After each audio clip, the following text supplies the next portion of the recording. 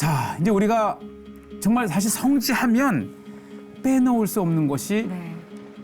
광야입니다. 네, 지금 광야가 펼쳐지고 있습니다. 네. 한참을 달리시네요. 너무 네. 드넓은 곳이라 사실 네. 베두인들은 그들의 거리로 네. 이 걸어서 다니는 그 장소이긴 하지만 이제 우리가 예. 집차를 타고 들어가 봤는데 예. 사실 광야하면 예수님께서 공생애 전에 40일 금식하셨던 곳, 네. 또 이제 다윗이 네. 이 사울을 피해서 아. 정말 십수년 동안을 네. 했던 이 엔게디 광야, 네. 바로 그 광야거든요. 네. 또 이스라엘 백성이 출애굽해서 가나안 오기까지 40년 동안 바로 이러한 아. 어떻게 보면 이 우리 신앙인들에게 광야는 굉장히 의미가 있는 곳이고요. 그렇죠. 이 광야에서 하나님을 만날 수 있는 곳이 아닌가. 사실 사도 바울도 이제 사울에서 바울 될 때에 네. 아라바 강황에서 3년인가 5년 15년까지 이렇게 학자들은 네. 얘기하는데 이 광야는 정말 하나님을 만날 수 있는 장소고요. 멀리서 보면 네. 이 정말 들어갈 수 없는 곳이라 생각되지만은 네. 광야에 생명이 있고 네. 광야에 신앙이 있고 네. 광야에서 만날 하나님이 있고 아. 정말 너무나도 우리의 이 마음에 이 네. 보통 우리가 어려운 세상을 이 광야 같은 시절을 내가 지나고 네. 있다라는 얘기를 많이 하는데 정말 이 광야는 거친 땅이지만 네. 나의 신앙을 훈련할 수 있는 네. 최고의 장소가 아닌가. 꼭 한번 성지를 오시면 네. 이렇게 잠시 지나가다 보는 곳이 아니고 네. 자기의 몸을 한번 던져서 광야에서 그곳에서 고난의 기도를 드렸던 예수님, 그곳에서 기도했던 이 다윗의 시편의 대부분이 광야에서 쓰였잖아요. 네. 그만큼 하나님을 만날 수 있는 장소. 네. 그래서 사실 광야는 물도 없고 네. 삭막한 땅이라고 하지만 광야에 살아가는 우리가 양 때도 보았잖아요. 네. 광야에 살아가는 유목민이 있어요. 네. 우리는 그들을 베두인이라고 하는데 네.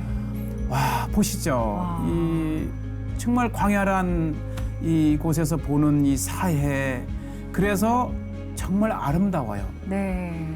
사실 사울을 피해서 들어간 다윗이 이곳에서 그 원망과 자기 삶에 대한 저주가 아니고 네. 시편의 수많은 아름다운 보석과 같은 하나님의 찬양의 시를 남겼던 곳은 네. 바로 이 아름다운 광야인 것이죠. 네. 저희가 아까 화면에서 잠깐 물구덩이 같은 걸 봤는데요. 어떤 네. 건지 한번 보러 가볼까요? 예, 네. 광야에 수없이 존재하는 것이 저 물인데요. 네. 저 물이 솟아나는 것이 아니라 예. 딱 우기철에 잠깐 내리는 빗물을 아, 네. 베두인들이 지혜를 가지고 이렇게 물이 흘러가는 골목에 그걸 모아놔서 아. 광야에서 생명을 이어갈 수 있는 네. 저것이 원인입니다. 저것도 지혜군요. 네. 사람도 마시고 네. 수많은 양떼, 아까 이제 양떼도 우리가 보셨는데 네. 그 수많은 양들도 바로 저 물을 의지해서 네. 생명을 이어가는데 네. 저 이 베두인과 양떼를 이 도시로 데려오면 네. 이 살지를 못한다 그래요. 그래요. 광야가 그리워서 결국은 다시 광야로 들어간다. 네, 그럴 정도로. 그래서 예. 우리가 이 많은 네. 것을 봤지만 이 광야를 즐기는 것은 네. 베두인과 신이다. 네. 그만큼 신을 만날 수 있는 그러네요. 장소. 아마 성지순례의 저에게 네. 최고의 장소를 한번 꼽으라면. 어디를 갔으면 좋겠냐 물으면 네. 광야를 광야를 소개하고 싶습니다. 그렇군요. 우선 제가 이제 이 드고와 지역을 접근하고 있는데 이 드고와는 이제 예루살렘에서 베들레헴을 지나서 네. 나오죠. 이제 말레 아모스라고 말레 하는데 아모스. 사실 드고와의 고향이 그 드고와가 아모스의 고향이잖아요. 아, 그래서 네. 이제 요즘은 이제 아모스라 이렇게 이름을 네. 붙여 있지만은 어쨌든 드고와 지역에서 지금 이제 이 엔게디 오. 쪽을 향해서 가는데요. 네. 바로 이런 모습입니다.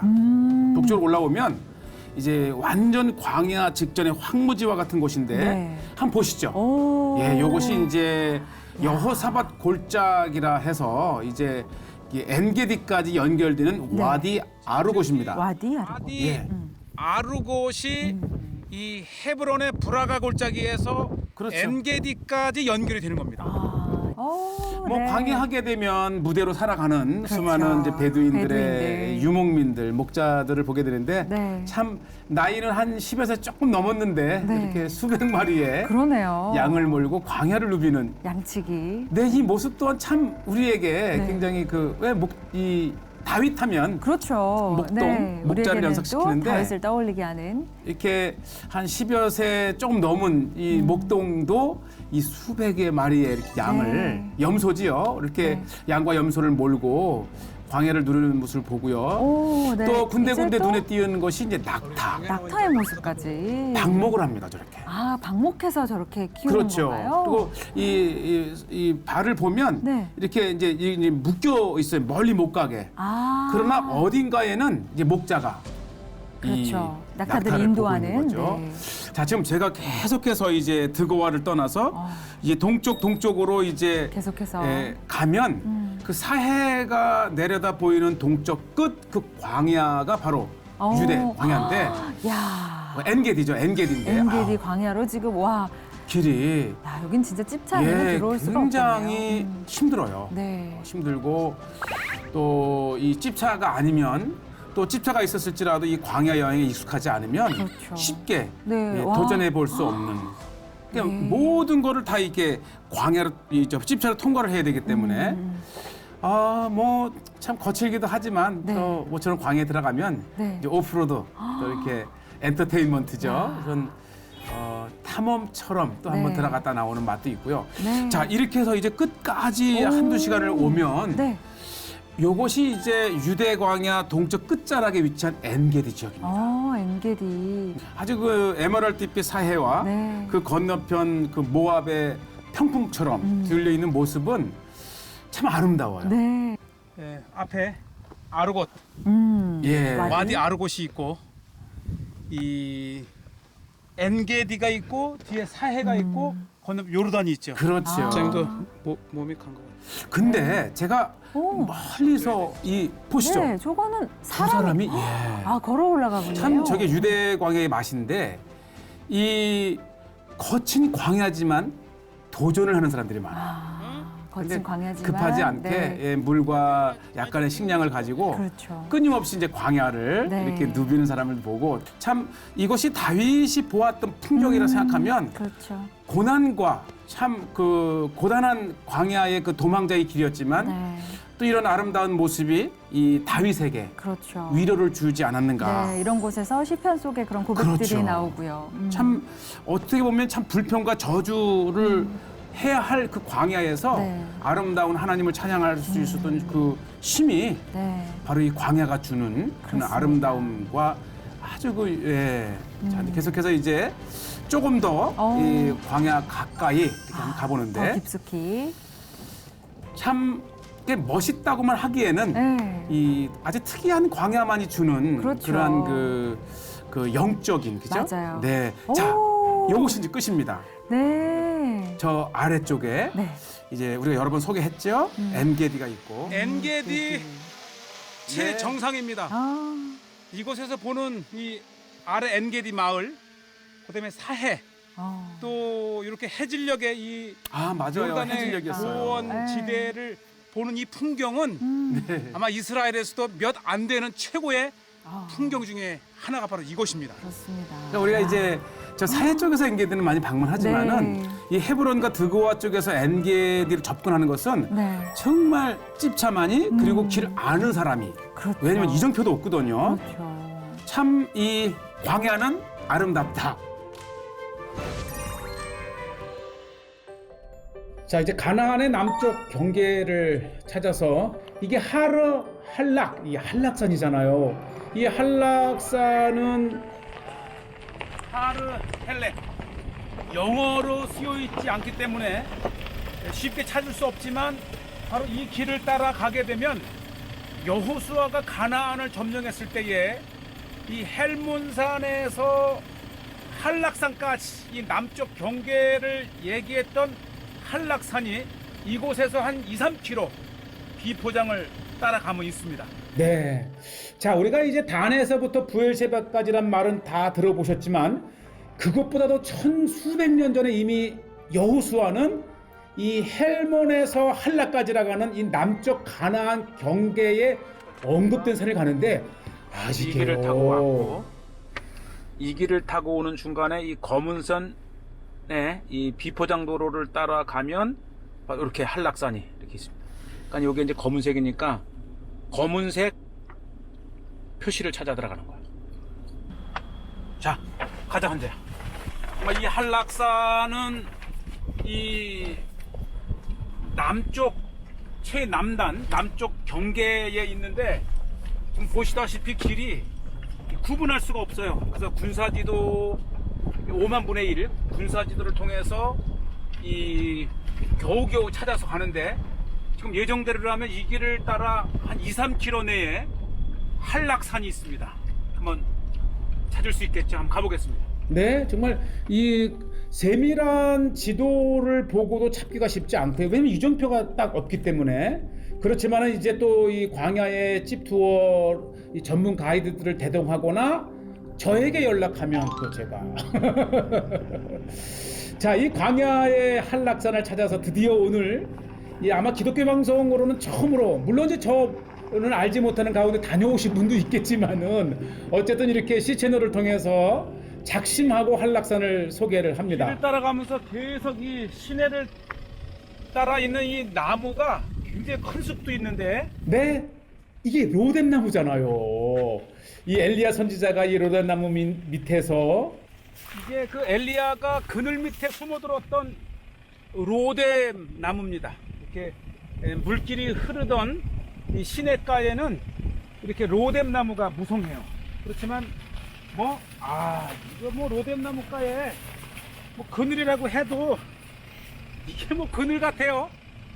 그러나 광야에 나오면 이것조차도 큰 도움이 되는 로뎀 나무가 이렇게 광야에 있습니다.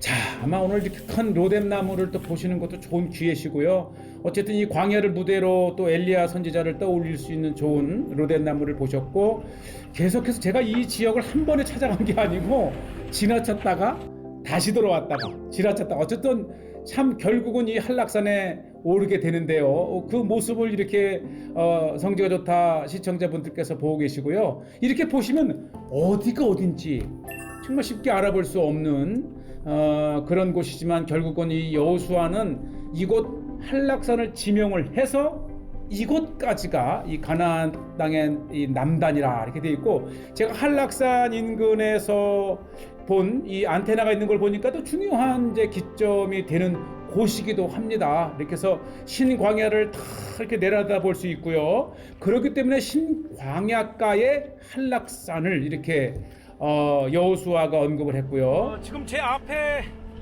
펼쳐진 이 거대한 이 골짜기가 나할진 신강이라 그러죠.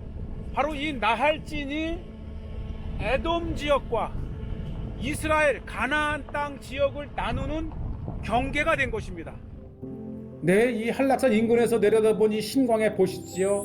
아주 크고 넓고 이 내기부에서 가장 긴 강을 이루는 곳이 신광야의 신강이고요. 자, 드디어 저 앞에 한락산이 보입니다. 제가 보고 있는 저 정면 이 봉우리 위에 돌 무더기가 있는 곳이 한락산입니다. 이제 그곳으로 한번 가겠습니다. 네, 이 만원공영을 통해서 이 돌무더기를 발견을 하고 드디어 이제 한락산을 향해서 가는데, 보시죠. 이 보시는 것만으로도 이 광야의 풍광이 정말 아름답지 않습니까? 드디어 이 한락산 앞에 왔습니다. 곧 이 여호수아가 말한 가나안 땅의 남쪽 경계 한락산에 올라서겠습니다. 쭉 올라가면 이게 봉우리 3개를 연속한 곳인데요. 보시죠. 아마 그래서 이게 한락이 스무스, 이게 부드럽다는 뜻인데, 아마 그래서 이 봉우리가 이렇게 부드럽게 물결 치듯 이렇게 있어서 붙여진 이름이 아닌가, 이런 생각도 드는데, 자, 드디어 이제 한락산의 한 봉우리, 2봉우리를 넘어서 이제 마지막 3번째 봉우리에 올랐으면, 나중에 우리 시청자께서 한락산을 찾으셨을 때에 이것이 정확한 한락산인지는 바로 요 돌 무더기를 보시면 확인을 하실 수가 있고요. 역사적인 순간입니다. 이렇게 한락산에 도착을 했고, 이 다윗 시대 때에는 단에서부터 부엘셰베까지 북과 남의 경계를 정했다면, 여호수아 시대 때는 이 가나안 땅을 이 바알갓 헬몬산에서부터 이 한락산까지를 가나안 땅의 경계로 얘기했죠. 아마 시청자들께서는 정말 이 한락산이라고 하는 곳이 있을까 했지만 이렇게 성경은 정확하고 표현이 오묘합니다. 여기까지 한락산을 소개했습니다. 우리가 성지순례를 와도 이 에브라임 지파의 이 동쪽 광야는 좀처럼 가지 않는 곳인데, 이 광야의 땅에도 이렇게 비옥한 지역이 있습니다. 그러고 보면 이 고대로부터 성읍이 있었을 것으로 추정이 되는데, 이곳이 물이 나오는 곳입니다. 인근의 특히 아랍 베두인들은 물탱크를 이렇게 에브라임 산지 동편 이 광야 지역에 바로 이곳은 지금 보시다시피 골짜기에 비옥한 이 얼마나 비옥합니까? 토지가 있고, 지금 이 앞에서부터 쭉 돌아보면 아주 고대로부터 굉장히 큰 사람이 살아온 그러한 유적지가 이렇게 있습니다. 네, 특히 이제 뭐 고고학 발굴을 통해서 아주 고대로 올라가는 무덤이 발견된다든지요. 저렇게 돌을 보면 저 돌의 규모가 작지가 않아요. 굉장히 컸었던 뭐 성읍이었을 것 같아요. 사울이 왕이 되기 전에 이 기스의 아들이죠, 잃은 나귀를 찾아서 이 일대를 이 지역이 언급이 되는데, 사무엘상 9장 4절에 보면 그가 에브라임 산지와 살리사 땅으로 두루 다녀 보았으나 찾지 못하고, 이게 이제 잃은 나귀, 암나귀를 찾아 이 살리사 땅을 이렇게 두루 다녔다는 기록을 보면 바로 이곳이 이 에브라임 산지 동편 광야에 이 굉장히 큰 성읍이 있었던 것을 이렇게 볼 수가 있습니다. 자, 이제 조금 이제 안쪽 물의 근원으로 한번 가 보겠는데요. 이 물을 이용해서 수로로 인근의 농작물을 대단히적으로 경작을 한다든지, 또 그러니까 이 광야의 중요한 장소, 이 살리사의 땅, 바로 이 물입니다. 지금도 엄청난 물을 이렇게 끌어올리네요. 자, 보시죠. 이게 이제 물을 이렇게 퍼올린 물을 보는데 물맛이 정말 이게 지하 600m의 광야에서 끌어올린 물을 아니 어떻게 이렇게 광야의 600m 물이 맛있고 이 살리사의 땅 이 물을 마신다고 합니다. 그 다음에 이 물을 활용해서 고대인들이 살았다가는 인근 옛 마을로 한번 가보는데, 이제 고고학 유적지인 것이죠. 이 로마 시대 때뿐만 아니라 그 이후에도 이전에도 이것이 이제 이 물들을 이렇게 수로로 수평을 유지하면서 끌어가던 시설이 이렇게 있고요. 그러고 보면 이 지역은 이미 이 물로 인해서 지금까지도 요것이 이제 이렇게 수로를 만들어서 그러니까 물을 끌어가고, 이쪽에서 나는 물을 저쪽으로 가져가기 위해서 이렇게 수로를 만들었어요. 수로. 이렇게 요 물을 끌어다가 이 또 낙차를 이용해서 물레방아를 수평을 만들기도 했어요. 하기 위해서 이 거대한 다리를 이렇게 놓았어요. 수로가 연결되었고 골짜기로 흘러가는 물을 이렇게 아치로 다리를 만들어 놓고 쭉 뻗어서 이제 물을 저쪽으로 가져간 거죠.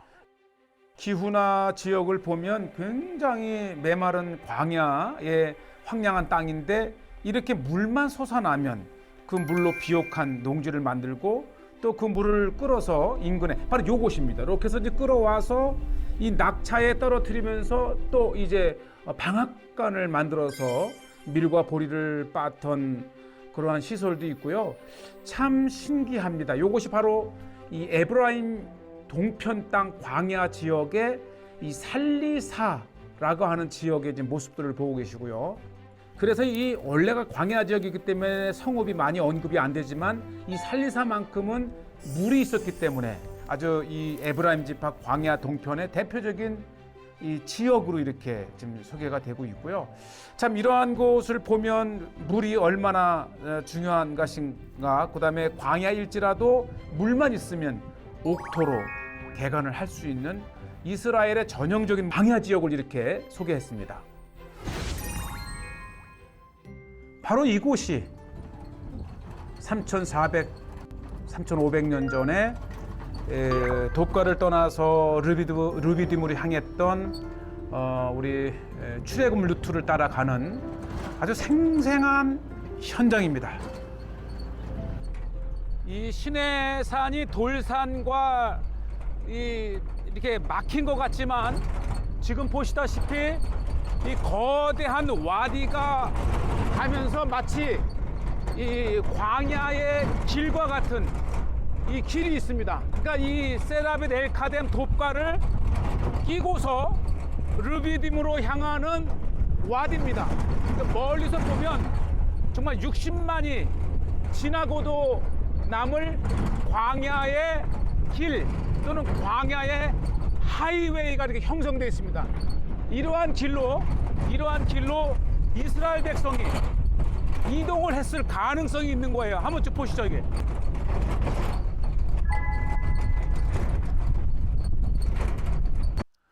그런데 이게 차가 섰는데 뭐 엔진 오일 체크한다고 될 건 아닌데 이게 좀 난감해졌어요. 광야 한가운데에서 가던 차가 지금 시동이 꺼졌어요. 근데 신연기가 나고 이렇게 하는 거 보니까 이 내연 기관의 문제인 것 같고 지금 뭐 벌써 한 4시간 거리를 1시간 반을 온 상태에서 되돌아가는 것도 문제고 계속 직진하는 것도 문제고 내가 보기에는 지나가던 베두인 차를 만나서 가든지 그렇다고 뭐 이곳에 전화가 터지는 것도 아니고 과연 어떻게 해결이 될지 이렇게 시간을 이제 1시간, 2시간 보내는 거예요. 이게 야외라고 하는 또 이게 시내 반도에 많더라고요. 이 돕가에서 르비딤으로 가던 길 광야에 이게 이게 야외입니다. 야외. 그러니까 이거 봐 이거. 이거를 이거 봐. 야외의 씨입니다. 이게 야외. 그러니까 이게 이 여리고에서 선지자의 생도들이 이 죽음의 독이 있다고 했던 것이 바로 이 야외에 이거를 이제 국을 끓인 거예요. 이게 이파리가 이렇게 돼. 지금 이제 물이 흘러가서 됐지만 이게 야외에 이 들외라고도 하는 거. 여기 이렇게 있네. 이게 귀한 건데 여기서 발견되네. 이게 씨가 엄청 독해서 이 씨를 오히려 이 진통 효과를 느끼기 위해서 이 씨를 이렇게 대서 더 강하니까 쓴맛이 통증을 잃어버리는 이게 또 하나의 약이기도 합니다. 민간요법에. 이거를 한번 혓바닥에 대봤더니 이게 얼얼할 정도로 이렇게 느낌이 감각이 없어질 정도로 굉장히 독합니다. 혹시 이런 걸 보시게 되면 절대 드시면 안 됩니다.